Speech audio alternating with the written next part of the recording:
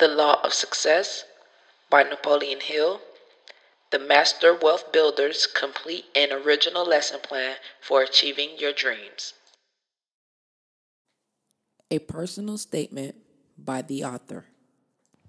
Some 30 years ago, a clergyman by the name of Gonzalez announced in the newspapers of Chicago that he would preach a sermon the following Sunday morning entitled, "What Would I Do If I Had $1 Million?"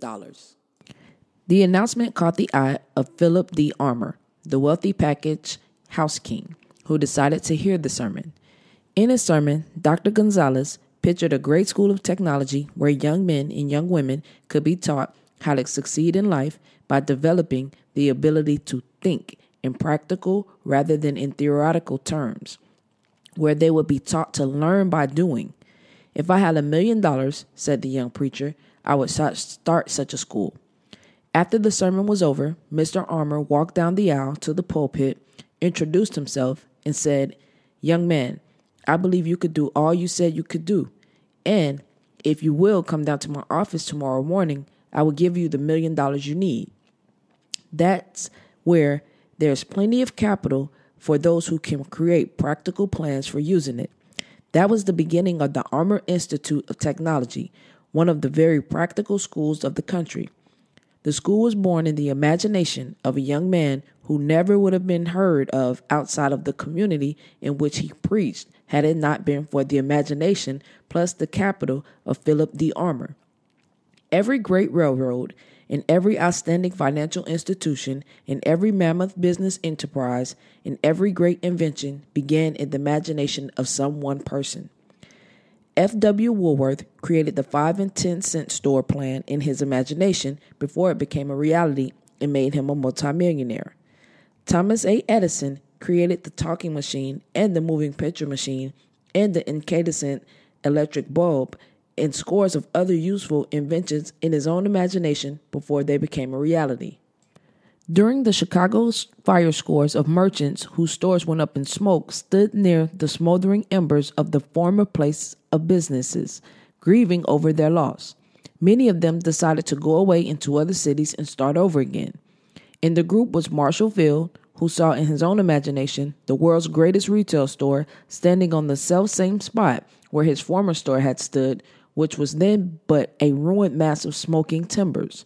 That store became a reality. Fortunate is the young man or young woman who learns early in life to use imagination, and doubly so in this age of greater opportunity.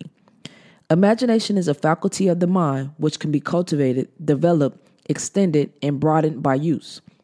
If this were not true, this course of the 15 laws of success never would have been created, because it was first conceived in the author's imagination from the mere seed of an idea which was sown by a chance remark of the late Andrew Carnegie. Wherever you are, whoever you are, whatever you may be following as an occupation, there is room for you to make yourself more useful and in that manner more productive by developing and using your imagination. Success in this world is always a matter of individual effort. Yet, you will only be deceiving yourself if you believe that you can succeed without the cooperation of other people.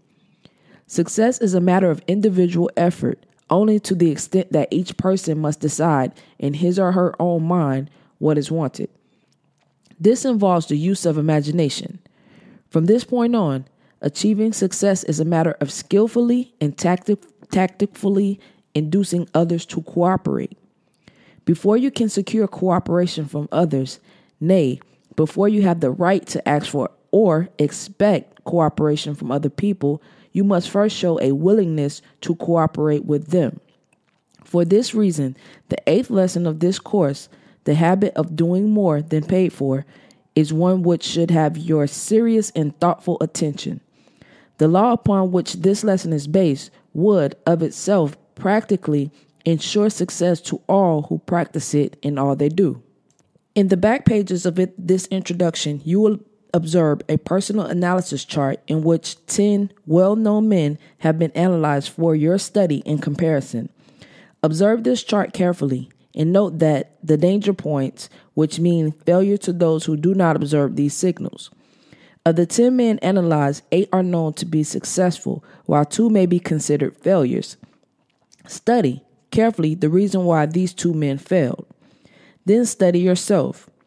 In the 2 columns which have been left blank for that purpose, give yourself a rating on each of the 15 laws of success at the beginning of this course.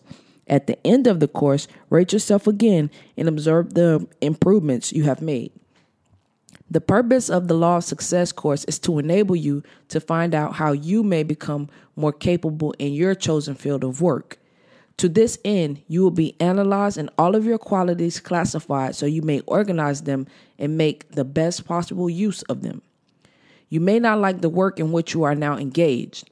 There are 2 ways of getting out of that work. One way is to take but little interest in what you are doing, aiming merely to do enough with which to get by. Very soon, you will find a way out because the demand for your service will cease.